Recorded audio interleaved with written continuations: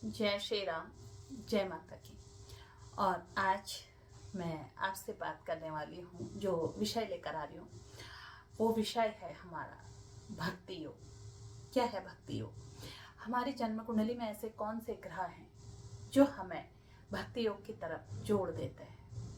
तो ये ग्रह हैं हमारे मून केतु, शनि केतु।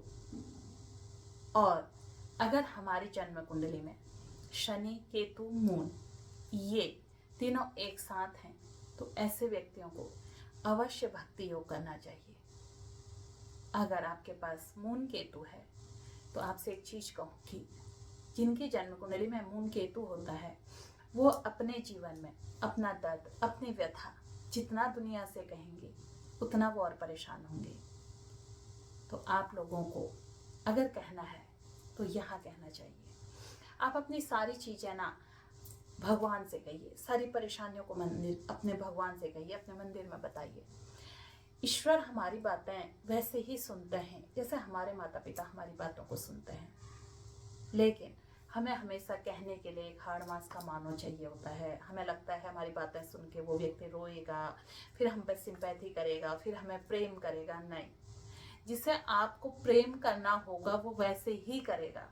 लेकिन अगर आपके जीवन में शनि केतु है, आपके जन्म कुंडली में शनि केतु है, केतु असल में केतु और राहु की मैं हमेशा बात करती हूँ ना आपसे, केतु और राहु को समझना है तो आप एक पेड़ को अपने मन में कल्पना कीजिए। पेड़, एक पेड़ से हमें क्या चीजें प्राप्त होती हैं? कभी आपने पेड़ को देखा है?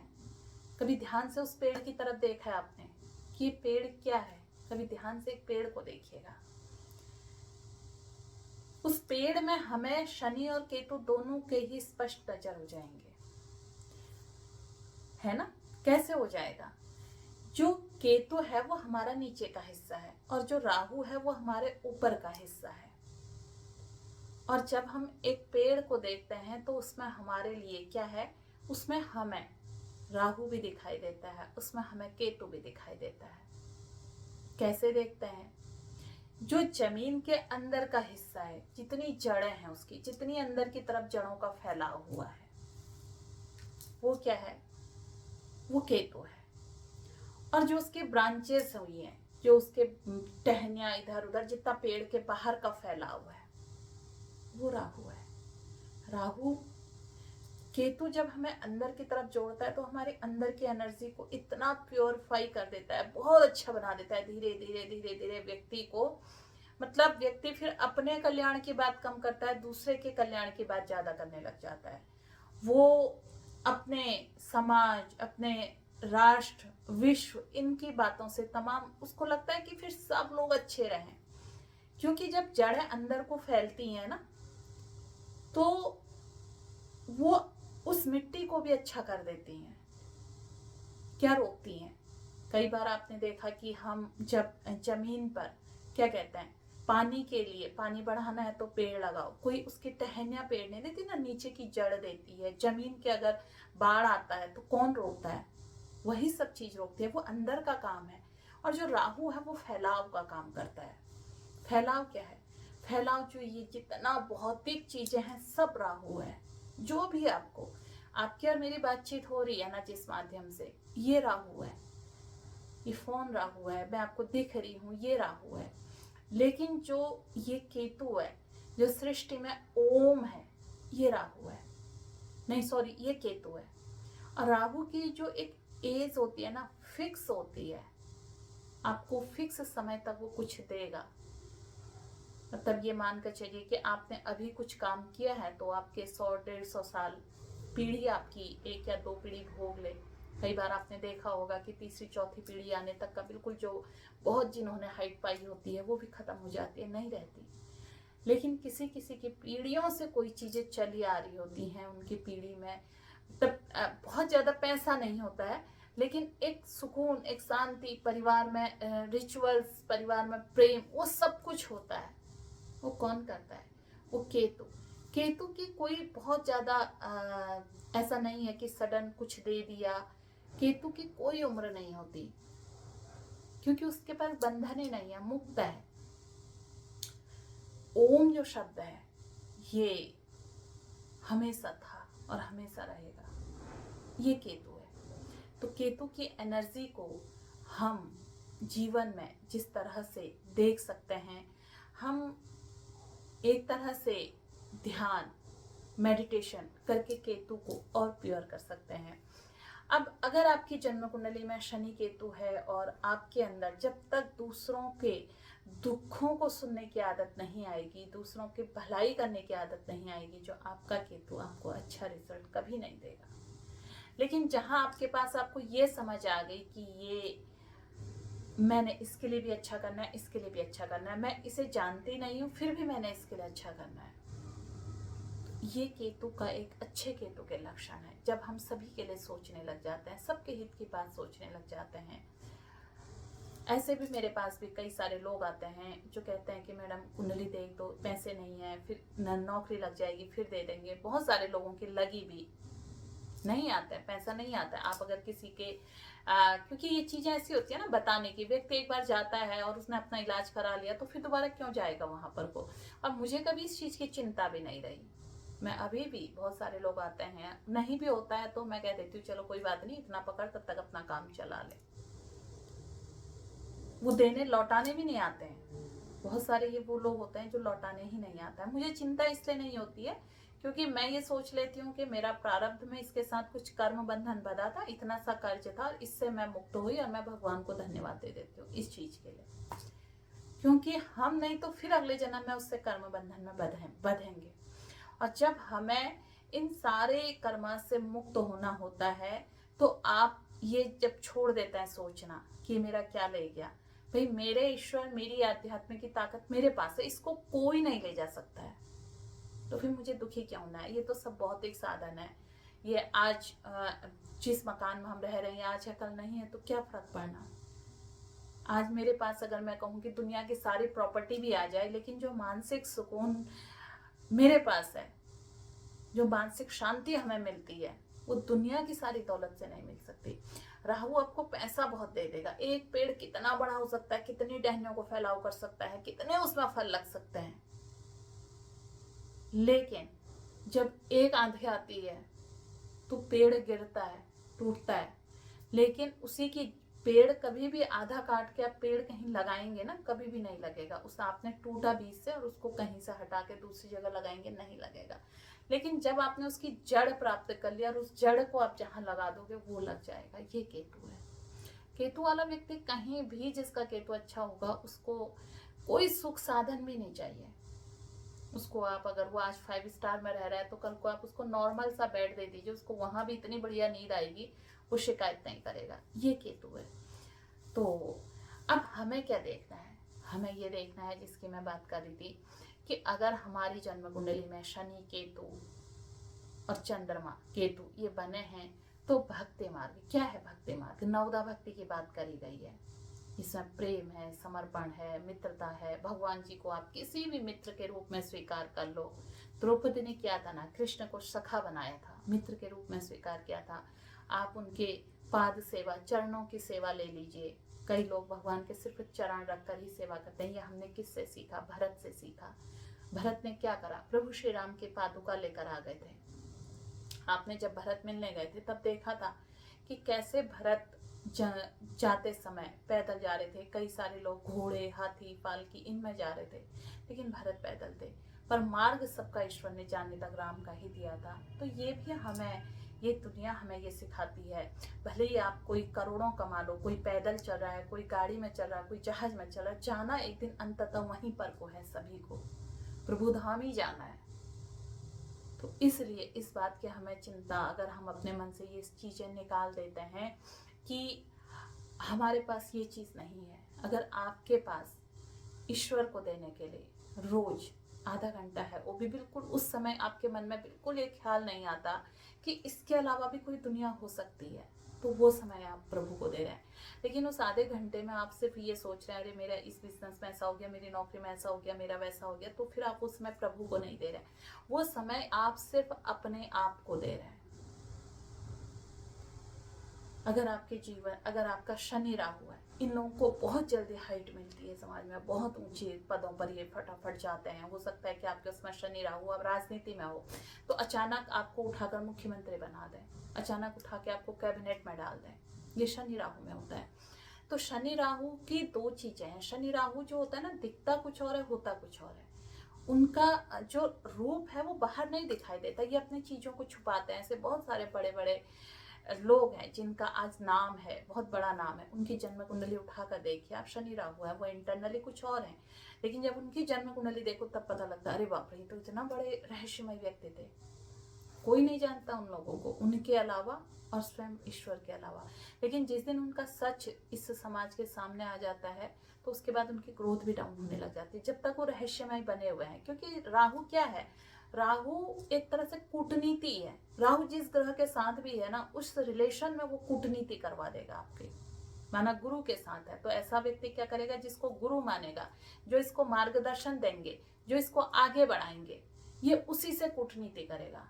माना कि किसी का गुरु राहु है और उसने किसी व्यक्ति के साथ चलना सीखा, आगे को बढ़ना सीखा, एक दिन वो थोड़ा सा आगे बढ़ेगा तो जिस व्यक्ति को साथ वो चला है उसी व्यक्ति को वो लास्ट में गिरा देगा। गिराने का मतलब है, देखो गिरा तो ऐसे नहीं सकता है, गिराने का मतलब होता है कि उसके साथ इतनी धूर्तता, इतनी चालाकी कर देना कि उस व्यक्ति को भी पता नहीं चलता है वो जीवन में कुछ अच्छी चीजें भी करने वाला होता है। वो उसको अपने, क्योंकि राहु उस एनर्जी को, गुरु की एनर्जी को 10 गुना बढ़ा देता है, तो वो उसको इस तरह से चीजें दिखाता है कि उसको वही चीजें भ्रम है, वही चीजें सब सच लगने लग जाती हैं। ये राहु है, किसी चीज को कितना बड़ा भ्रम बनाना है।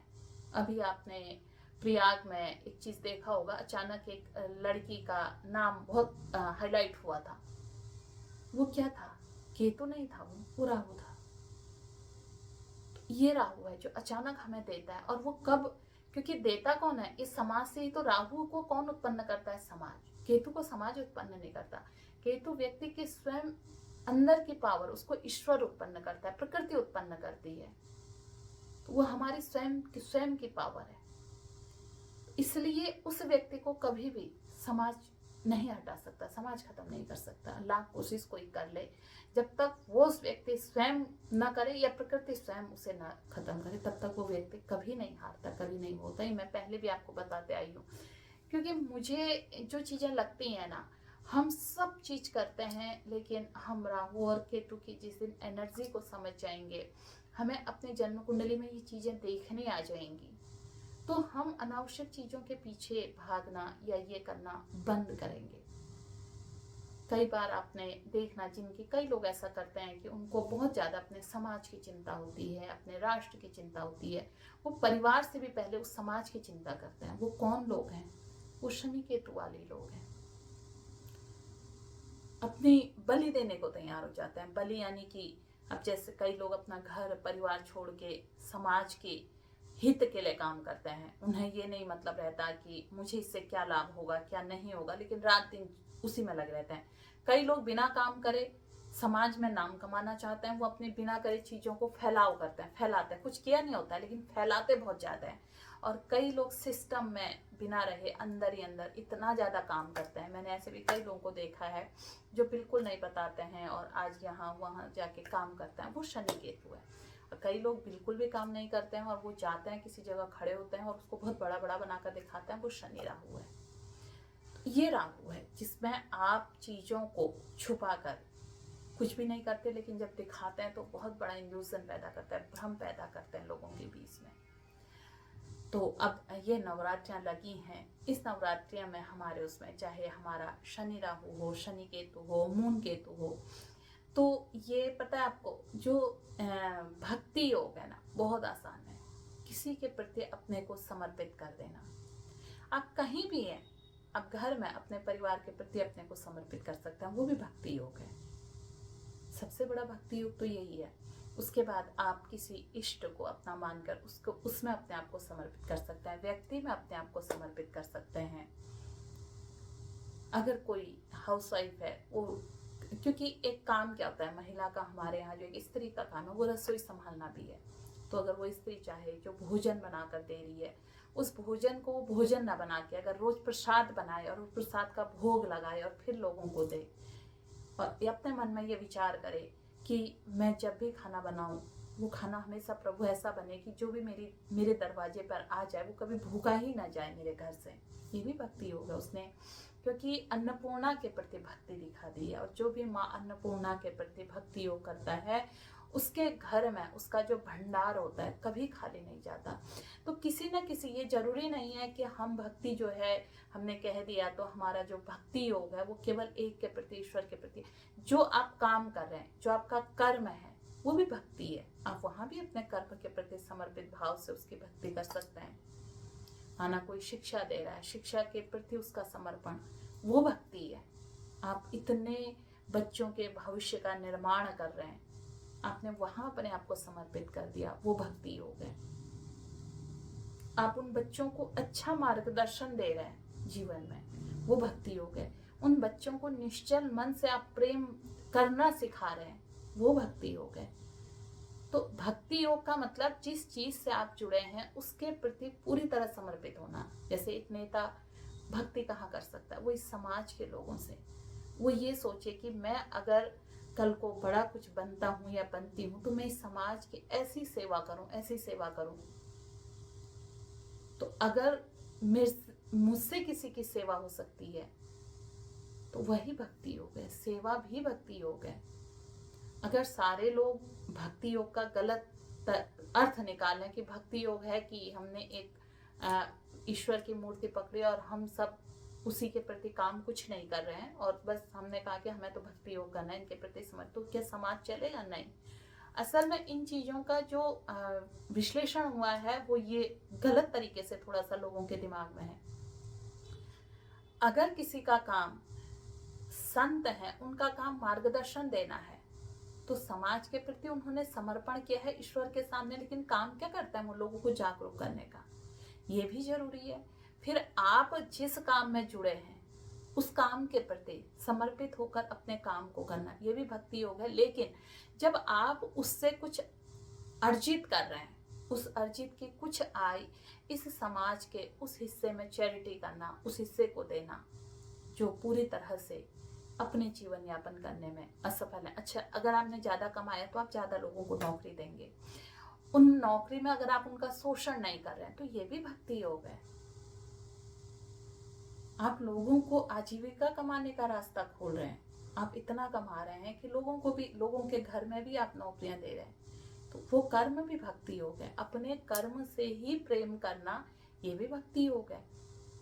तो आप किसी एक चीज के प्रति समर्पित होकर रहते हैं, यही भक्ति योग है। नवोदा भक्ति अगर आप जानेंगे तो हमने भक्ति का मतलब हम ये सोचते हैं कि हमने ईश्वर से भक्ति कर ली तो सब ठीक कर लिया, नहीं। आप अगर एक संकल्प ये कर लें कि मैं इस समाज में कभी कुछ अपनी तरफ से, दूसरों को सुधारने का काम छोड़ दीजिए, अपनी तरफ से मैं कुछ भी गलत नहीं करूंगा, नहीं करूंगी, इस नवरात्रि में अगर आप ये संकल्प लेते हैं तो ये भी भक्ति योग है। आप अपनी एक बुराई को जीवन से हटा देते हैं, उस बुराई का त्याग कर देते हैं और अपने इस शरीर से प्रेम करते हैं। शरीर हमारा कब अच्छा बनता है? जब इसमें जो हमारी गलत चीजें हैं उनका आगमन नहीं होता, हम उसे बाहर ही रोक देते हैं। वो एनर्जी तो केतु की रुकवाती है। केतु की एनर्जी आपको गलत तरीके से चीजों को आने से रोकती है, और राहु की एनर्जी गलत तरीके से चीजें लेती है, क्योंकि राहु ही तो था ना वो जिसने अमृत का पान किया था और जो सारा इतना बड़ा भ्रम पैदा करता है। तो आज जो मेरा आप लोगों के सामने इस वीडियो को लाने का और इस बात को लाने का जो एक विचार आया, वो इसलिए आया, मैं कई सारे लोगों से जब बात करती हूँ तो उसमें सबसे ज़्यादा लोग सब कुछ होते हुए भी बहुत परेशान है। मतलब वही है कि इतना है तो और इतना कैसे आएगा, इतना है तो और इतना कैसे आएगा। तो अगर ये पूछें, कई लोग ये पूछते हैं कि सब कुछ है लेकिन मानसिक शांति नहीं है, परेशान है, डिप्रेशन में है, तो उसके पीछे एक मूलभूत कारण ही यही है कि हमने अपनी पुरानी चीज़ें सारी खो दी हैं। हम जिस भी चीज़ के पीछे समर्पण का भाव खो दिया है, तो अगर हमारे अंदर फिर से समर्पण का भाव आ जाता है तो हमारा जो, क्योंकि राहु और केतु की एनर्जी ना पूरी जन्म कुंडली के 12 घर होते हैं, ये 8 घरों को घेरे रहते हैं। एक तरफ राहु होता है, एक तरफ केतु होता है। अब देखो 3 घर में इसकी दृष्टि गई, 3 घर में इसकी दृष्टि गई, कितने हो गए 6 घर, है ना। एक एक घर में ये बैठे हुए हैं तो 8 घर, यानी कि पूरी जन्म कुंडली के 8 घर इन्होंने कैप्चर कर रखे हैं। तो उन 8 घरों में इनका इफेक्ट होता है। इसलिए मैं बार बार आपको जो राहु केतु बताती हूँ ना, उसके पीछे कारण ही एक ही है, ताकि हम अपनी चीजों को ठीक करते हुए चलें, हम चीजों को छोड़ते हुए चलें। अगर माना मुझसे किसी ने कुछ कह दिया, ठीक है, मुझे उसकी बात पसंद नहीं आई, लेकिन उसकी बात अगर पसंद नहीं आई और उसकी बात को नेगेटिव तरीके से बता रही हूँ, मैं दूसरे को बता रही हूँ, तो मैं अपने 8 घरों को खराब कर रही हूँ। राहु और केतु आमने सामने है, जहां जहां, और उसके बाद उन ग्रहों के भी तो संबंध होंगे ना, अन्य ग्रहों के भी उसमें। तो जीवन में इस नवरात्रि में एक चीज नोट कीजिए, चाहे आपके राहु केतु किसी भी ग्रह के साथ हैं, कि हम पर निंदा किसी की नहीं करेंगे और न सुनेंगे। इस नवरात्रि का अगर हमने एक संकल्प ले लिया, हम पर निंदा नहीं करेंगे, और पर डे अपने समाज के लिए एक काम, छोटा सा काम हो, अवश्य करेंगे।